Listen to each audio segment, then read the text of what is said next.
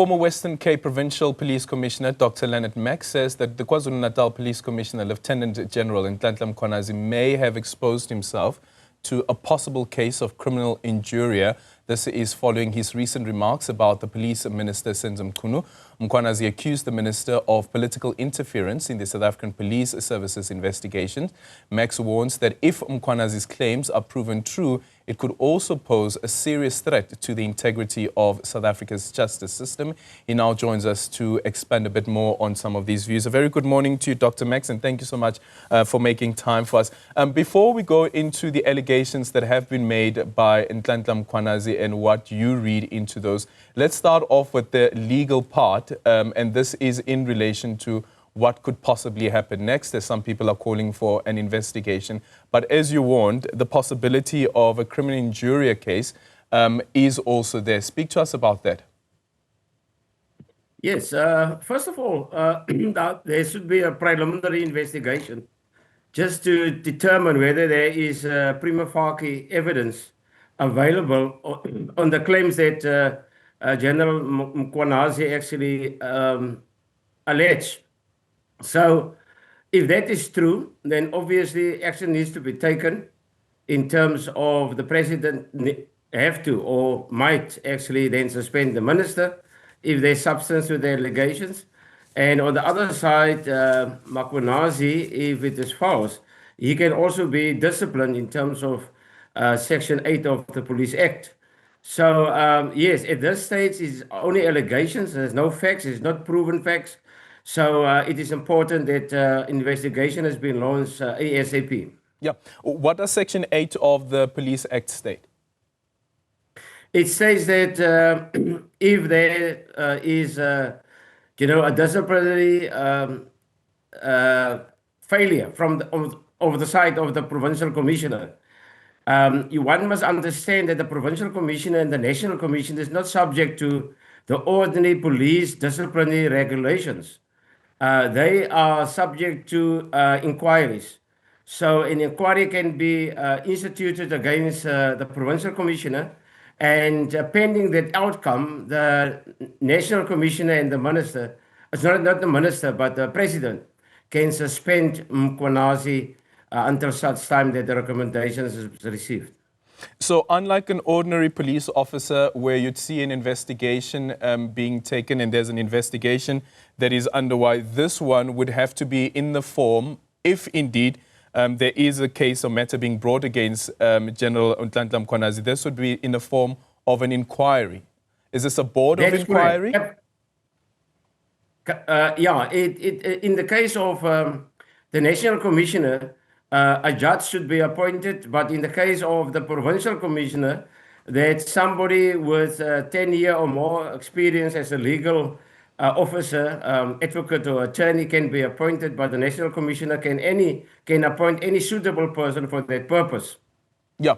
The president has said that this is a serious matter and a matter that needs to be dealt with, and he will be meeting with the various people to try and get more details in relation to the claims that have been made by Nhlanhla Mkhwanazi.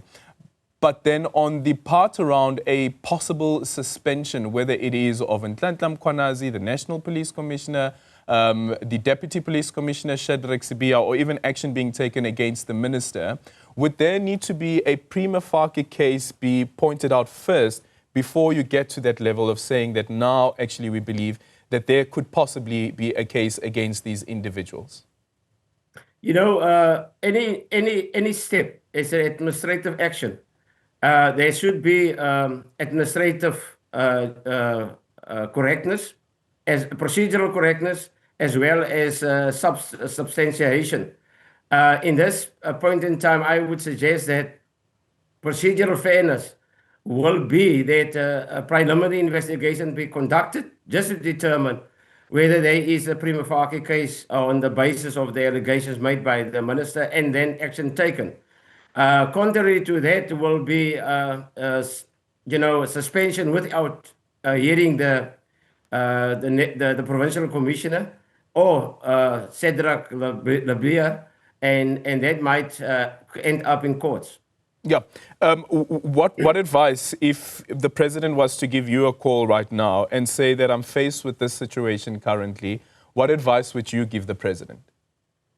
Yes, of course. My first step would be that, let me first say, it is important that the president act speedily, because I've got no doubt that these allegations have a very serious effect, an adverse effect on the discipline of law-abiding and hard-working police officers in this country. That is now with the exception of those corrupt ones. And that the president appoint somebody independently to investigate, or a team to investigate these allegations and determine whether there's prima facie evidence. And based on that prima facie evidence, it will put the president in a situation that he can take the necessary steps which he deems fit. One must understand, if the president and the National Commissioner suspend Mkhwanazi or any, say for instance, Mkhwanazi, without establishing whether his allegations are substantiated, that will be contrary to the Farlam Commission in the Marikana Inquiry, where it recommended that the IPID Act, I think it's section 26 or 29, should be amended to encourage police officers to speak up on corruption. Now, here is what Mkhwanazi did. Whether he acted legitimately or not, the facts are out. The question is, why did Mkhwanazi not follow the internal communication channels? It might be that he doesn't have any trust in those channels internally, and maybe a fear that there will be a cover-up if we deal with it internally. Yeah. And then the other part, just quickly now, before we move on to the allegations that Mkhwanazi has made, is yesterday the president was asked whether or not he had any prior knowledge or foreknowledge of this press briefing that will be taking place. And the president, of course, said he didn't have any knowledge of this press briefing that will be taking place. On Sunday, there was a picture that was tweeted on the official SEPS account of the press briefing itself. And then later on, this is on X, later on, that was deleted.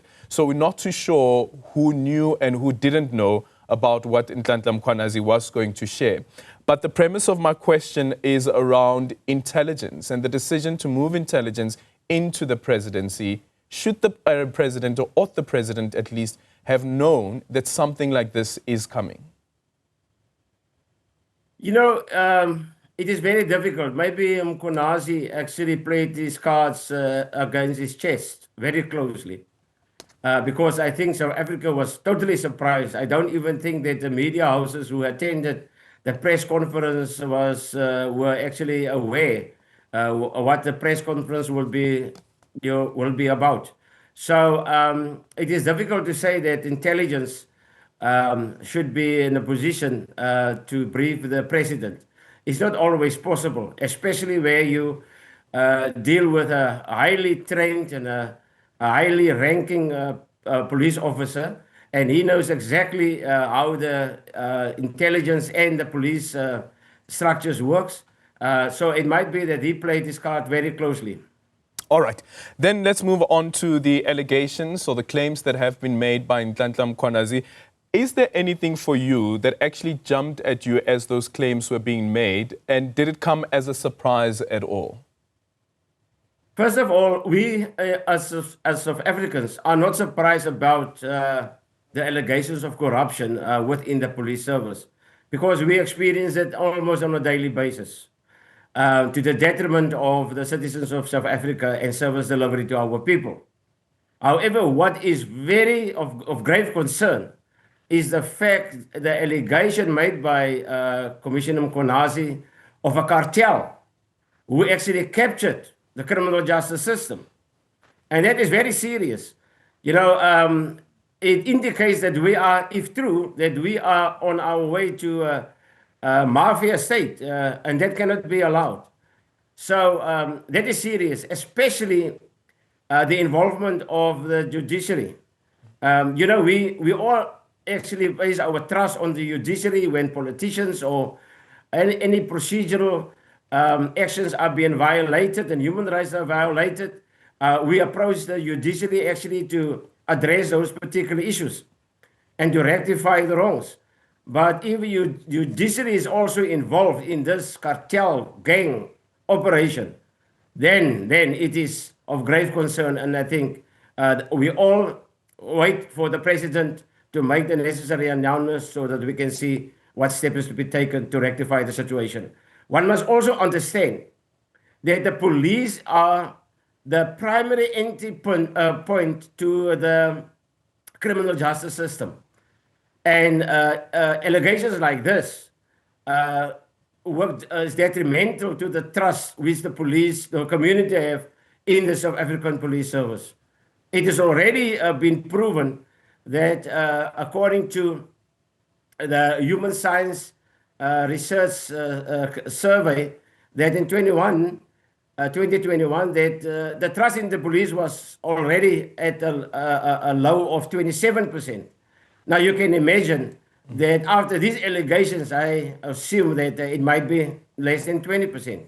Yeah, we're running a poll this morning and it gives us the same indication. But quickly, Nhlanhla Mkhwanazi during the press as well makes reference to a Brown Mkhwanazi, who he says later on the chief of staff of the minister said that Brown Mkhwanazi is an associate of the minister. The minister, of course, denied knowing Brown Mkhwanazi in that briefing in Parliament in March.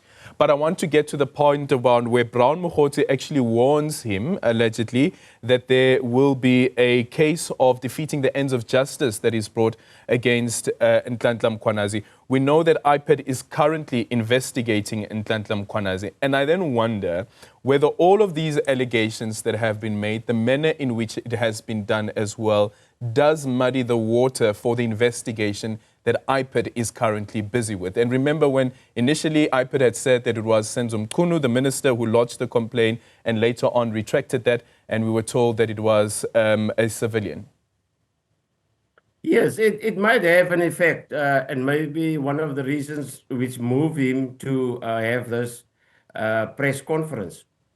You know, but what is for me very important is the fact that if the minister issued indeed a letter to close this task team which investigates the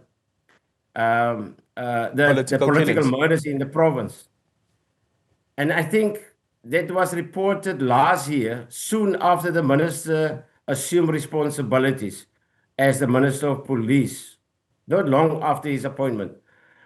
If it is true that the minister issued such an instruction, and according Mkhwanazi, you've got SMSs which implicate the minister by communicating with a certain, underground or individual or a person with criminal intent, where they discuss, he referred to these contracts and stuff which was issued to him and granted and awarded, but obviously cancelled. And you read that in with the minister's letter. The minister needs then to explain what evidence did he have or which moved him to close down such effective task team, according to Mkhwanazi. Now, we must also then look into the responsibilities of the minister. In terms of the Constitution, Section 2056, the minister is responsible for policy, not operations. If there is something operationally to be done, it works through the National Commissioner who's been appointed in terms of Section 207 of the Constitution to take control of the police and manage the internal aspects of the police. Now, if the minister did that and instructed the police to close it down, it might be an overreach of his responsibilities. But the question then remains, what evidence, what moved the minister to close down such, effective investigation team in KwaZulu-Natal, who actually, according to Mkhwanazi, was harassing a particular individual, as a suspect with regards to these murders. Yeah. Dr. Max, just one quick final one. So Nhlanhla Mkhwanazi's term as Provincial Police Commissioner comes to an end, we understand, next month. Ordinarily, what happens after your term comes to an end as a Provincial Police Commissioner? Yes, the Provincial Police Commissioner and the National Commission of Police have been appointed in terms of the Police Act for 5 years, with the option of to renew that particular contract for another 5 years or so. However, in this case, I don't think there will be any consideration to renew Mkhwanazi's term as Provincial Commissioner, and we can expect that these will be his last, couple of months in the chair. And in terms, what is important, once you play this card and expose the police in the manner he did, then you draw all the weapons on you and you stand alone, and people will use any allegation against you to smear you and to get rid of you. Luckily, he's at the end of his term, and yes, and he will maybe exit in time to come.